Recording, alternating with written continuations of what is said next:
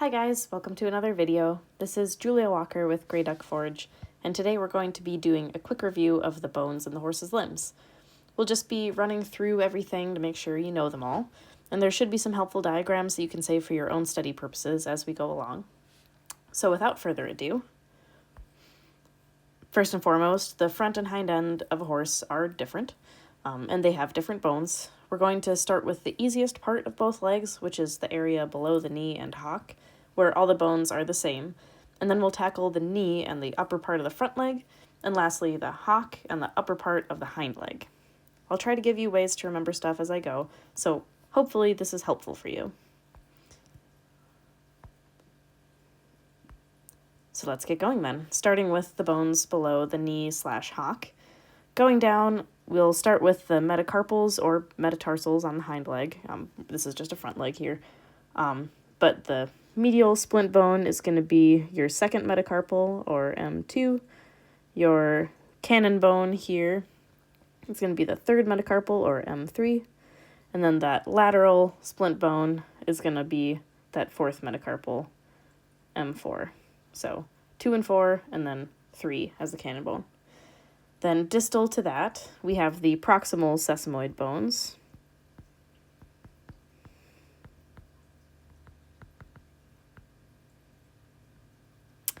And then that'll be, and there's a medial and lateral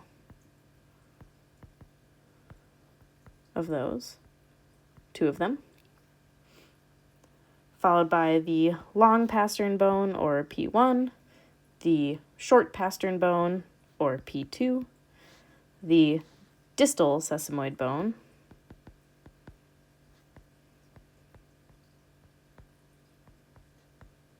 or the navicular bone, and lastly, the coffin bone, or P3.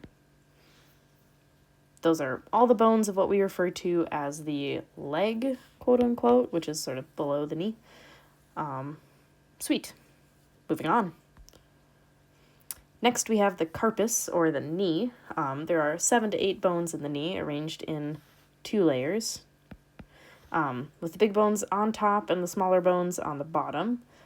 I'll mark the bones around the knee first. So above it, we have the radius. And then below it, we have the sort of the main bone is that cannon bone, or M3. And then on that medial side, we have, this is M2, and the lateral side here is M4, those splint bones. Excellent. So now on the top layer of the knee, we'll go from the inside out. So we're going to have that radial carpal bone. The middle one is just kind of a middle, right? So intermediate carpal bone. And then on the outside here, we have that ulnar carpal bone, and then way on the outside hanging off here, sort of to the lateral side and towards the back, is that accessory carpal bone.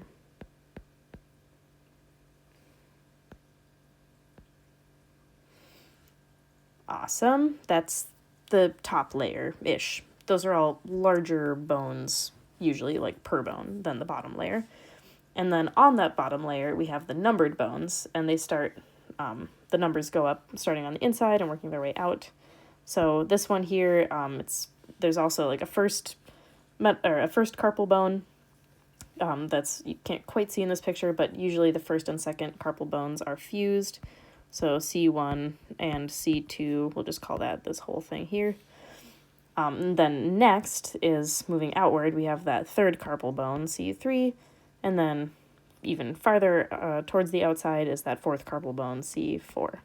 So 1, 2, 3, 4 on the bottom layer, and then radial, intermediate, and ulnar, and then that accessory carpal hanging out in no man's land. And that is all the bones of the knee. So awesome. On to the front limb, or the quote-unquote thoracic limb, like towards the thorax of the body, or like the trunk. We have 4 main bones to essentially memorize. Fortunately, we humans have them too, so we can compare the horse's bones to our own. Up top, with a big cap of cartilage along its top surface, we have that scapula.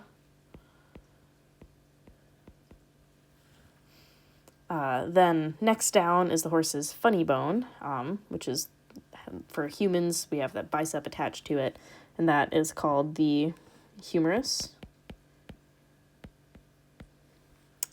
Next down is the elbow bone, or the ulna. Elbow, ulna, they sound kind of similar. It's a way to remember that. And lastly is the radius,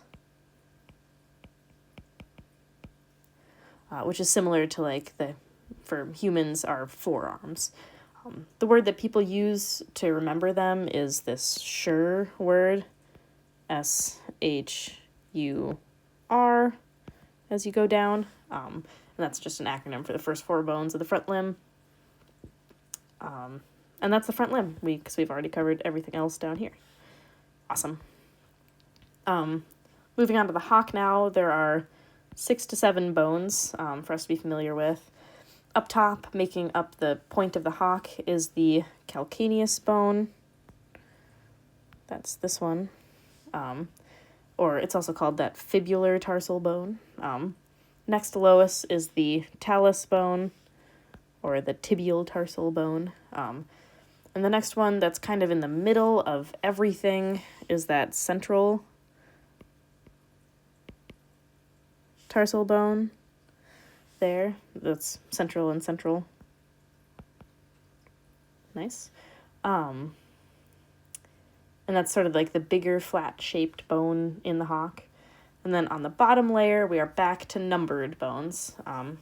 So starting on the medial, working laterally, we've got that typically fused first and second tarsal bones, T1 and T2 here. And then moving laterally, we've got the larger third tarsal bone, T3. And that one kind of goes on both sides. You can see it medially and laterally. And then only towards the outside, a little bit taller, a little bit chunkier, is that fourth tarsal bone, T4. And that's the hock. Seems super complicated, but it's just like 6 to 7 things, so kind of breaks down a little more easily. And then up higher in that hind limb, or what we refer to as the pelvic limb, we have sort of 5 main bones to worry ourselves over. And since it's the pelvic limb, up top we have the pelvis, which is like the whole thing in the background there. This is also the pelvis. And then next down, that thigh bone, nice big bone, hard to break. That's your femur. And then the horse's kneecap, which is the patella. And then kind of the next highest bone is that kind of higher floating fibula. And then next, kind of attached to it, but making up a bigger portion, is that tibia. There isn't a great acronym for the back end like there is on the front end of a horse, like SHUR, I mean, that's easy to remember. But as you go down, the legs, like bones, letters alternate between P and F. So we know it's the pelvic limb, so we start with P, but it's like P, F, and then T. So kind of like the sound a farrier makes when they're asked to do a 4-point trim on a perfectly good hoof, right? But if you're trying to remember which bone is the femur and which one is the fibula, think of the words a little fib, kind of like a little lie. And remember, that'll help you remind you that fibula is smaller than the femur. So little fib, small bone. And also the words fibula and tibia sound kind of similar, and they are like attached to each other in this region. So fibula, tibia, they're twinsies, they're right next to each other. So there you go. And that's really all the bones that horses have in their legs. And if you made it this far, I applaud you. If I were to talk generally about this subject, I'd say that how you study these bones has a lot to do with seeing exactly how much information you can remember. because it is in some ways memorization and then being able to reason your way through which bone is which. So to start, I'd maybe like screenshot some of the diagrams in this video or find one that you like in a textbook and see if you can label them from memory without seeing what the answers are. That's probably the easiest place to start. So star that. If you do nothing else, do that. And then once you're pretty good at that, you can try copying the diagrams down onto paper and quiz yourself as you go, copying them, which requires some drawing skills, but really if they're all rectangles, that also works. It doesn't really matter what shape the bones are, so don't worry yourself too much about that. But then, you can also, like, without looking at any references, see if you can draw all the bones out and label them from memory, which will take a while to be able to do, maybe. And depending on sort of what angle you're looking at them, it can get harder. Like, if you really wanted to go ham, you can try and draw them from, like, a different view than what you've studied, like a super oblique view or a view from, like, straight behind or something, and see if your idea of where things go matches up with reality. And that's about as studied up as a person can get with their bones. So you also, if you wanted to try, like, you can have, like, when you're at work, have a customer point to, like, a bone in the limb and see if you can remember its name.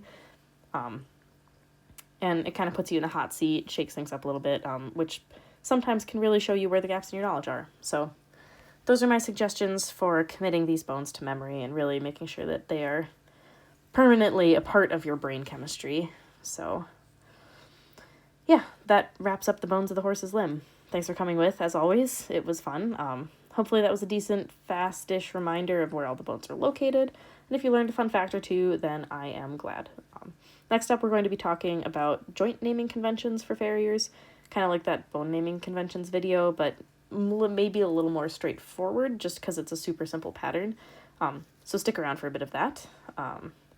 As usual, if you have any comments or corrections from today's video, feel free to send them over in the comments. Looking forward to seeing you back here, so as always, stay tuned for more.